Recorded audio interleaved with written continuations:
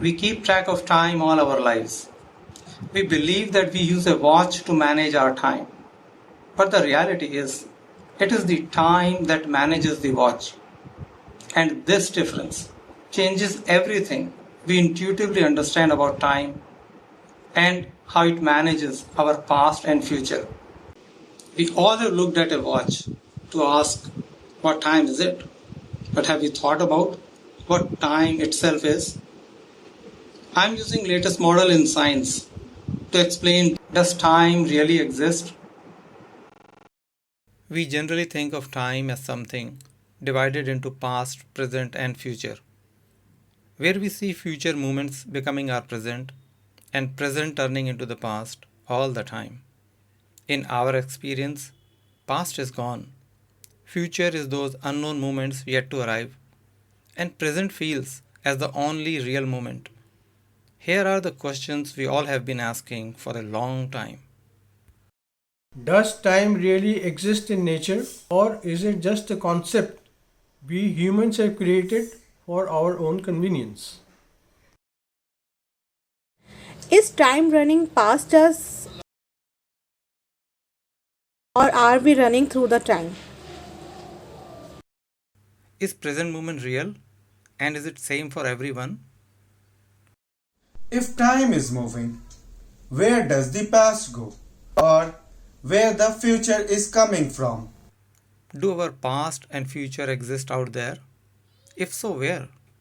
Can future be seen then? If future already exists, does it mean our future is already fixed? Do we also pre exist in nature? I'm explaining all these questions in a simple language from what proven model in science has already found about reality of our own existence in time. Before we dig into the real thing, let's clear up 2 points to understand what time is not. The first is that watches and calendars do not track time that actually exists in nature. And what our mind intuitively classifies as past, present, and future is not the right way to understand the real thing. Let's understand what this means. We live our lives by experiencing events rolling in one by one in the present moment. We know there was a past only because all successive moments are stored as memories in our brain. These past memories build an anticipation of future in the mind. Just think about it. What if we have no memory of the past? Without the past memories, we may not have an anticipation of future either. It is just memory creating illusions of past and future. You are experiencing the present moment all the time. And how real is the present moment?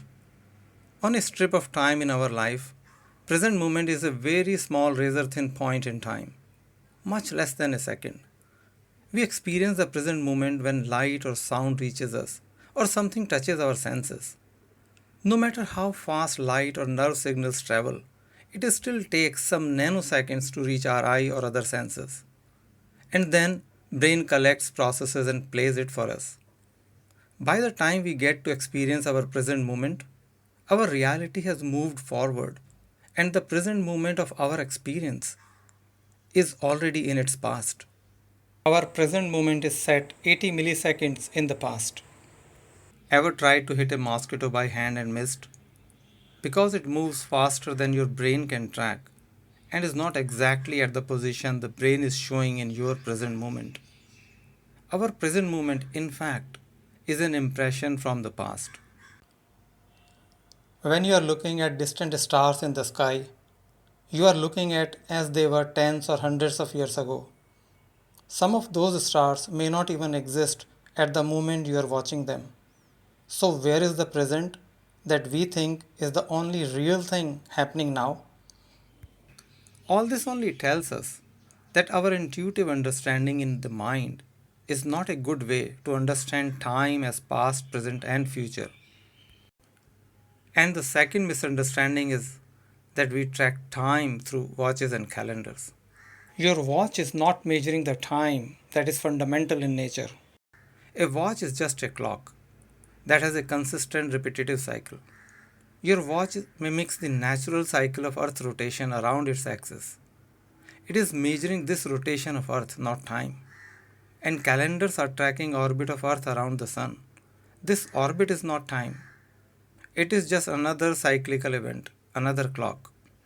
Watches and calendars are human-made concepts to make our lives easier, but are not measuring the real thing. The time we are looking for is more fundamental and universal. New information we have tells us that a universal time does exist out there, and both past and future exist together, but are hidden from our experiences of reality.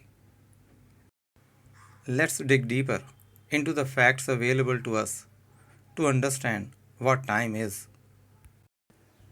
It is a three-dimensional world that we experience. All things that exist have length, breadth, and height. But this new model tells us that our reality is made up of four dimensions: three dimensions of space that we experience, and one dimension of time, which is out of our experience. Our universe is basically empty space, vast nothingness of vacuum, with pieces of matter dispersed in the form of stars, planets, and other such objects, forming over 100 billion galaxies. And the space that we experience as nothingness is not empty, but actually something significant that holds all the stars and galaxies on it. Think of space as a fabric made with four threads: three threads of space and one thread of time, woven together, holding everything on this flexible sheet of space time. Yes, what seems like nothingness of space is embedded with time. Time spreads across all existence in our universe. When you place a heavy object like Earth on it, the fabric of space time bends due to its weight, creating a slope in space time towards its center. When a relatively smaller, fast moving moon comes near it, it is captured by the slope, pulling it in to move around it in a regular orbit. A star creates a larger bend, making all planets move around it. Planets' weight creates their own bends in space time for their moons to revolve around them. Yet gravity is not a force, but is a shape. It is a slope on the fabric of space time. And that was the birth of new understanding of time when purity of space died. The space included time meshed in it to give us space time, on which rests everything that exists in the universe. And that is not all there is. When this fabric of space time stretches and bends around heavier things like our sun and earth, as these are formed in it, time also stretches and shrinks to move at faster or slower speeds. Yes, time does not run at same speed everywhere or for everything in the universe. If you're thinking how time can be slowed down for you to live longer, its pace is affected primarily by two things. It slows down either around heavier things or for things moving at very high speeds, comparable to speed of light. Compared to Earth, time runs slower on Jupiter because it is much heavier, and even slower around the Sun. Time runs slower on ground than on top of Mount Everest because center of Earth is the heaviest region. A slower time means everything slows down in comparison. The bird flies slower, the dog runs slower. You age slower on a heavier planet that slows the time down, and that is what you look like at 85 years. A plant grows slower, your watch runs slower. Every type of clock in the world will run slower. The pendulum swings slower. Even the vibrations inside an atom slow down by exactly the same degree. The effect of these time changes are minor, even when you compare with Jupiter, which is about 320 times heavier. After 100 Earth years, time at Jupiter will slow down by 1 minute. Time at top of Mount Everest runs faster by a minute every 20 million years. Not useful if you were thinking to increase your lifespan by living around these places. The difference will be dramatic around black holes that are much heavier than any star out there, and time will crawl around them. If a way is found to remain alive around them, a person can live for tens or thousands of years, a span that saw a caveman turn into us. Time runs at different rates even at small distances. For example, for people living on different floors, few meters higher or lower from each other, time ticks at different rates at each floor. These time differences are so small that it does not add up to anything meaningful at human timelines. But these tiny differences reveal the biggest secrets of universe, as we will shortly see. Our time differences are negligible because we all exist in a very small region of space-time around Earth's surface. That is why we all feel time passing at the same rate for all of us. Contrary to our localized experience of traveling from New York to London, where your watch can keep tracking New York's time while you are in London, in our reality, if you take a watch to travel around a much heavier star, your watch will run at the same pace at which time ticks in that part of space-time and will no longer match with Earth time. In our reality, time runs the watch. Another way time can slow down is when you move faster in space with respect to others. At human speeds, time slowdown effects are small. As the speed increases, time slows down more and more. At close to speed of light, time slowdown effects are dramatic. When moving at 99% of speed of light, you will age just 7 years compared to 50 years for an observer on Earth. But time differences at speeds of human-made machines are small. Astronauts moving in International Space Station at high speed compared to us age 2 seconds less in a year than us, because these are much slower speeds compared to speed of light. And since our human speeds are even smaller, the effects of time change are again so small in our everyday life that they are negligible. Due to this, we do not realize that time is running at different rates for each one of us.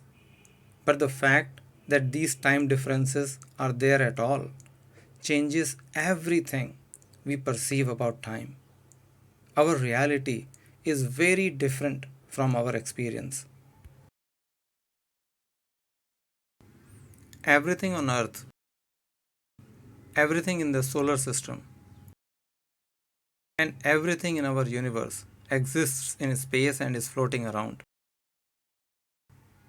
Since time is embedded into space like threads in a sheet of fabric, everything also exists on this four-dimensional space-time and is affected by time. Time ticks differently depending on your location and speed in space with respect to others. Since there are three dimensions of space, you can choose to move along any one of them, left to right, backward forward, and up and down, or not move at all. But space-time has only one dimension of time.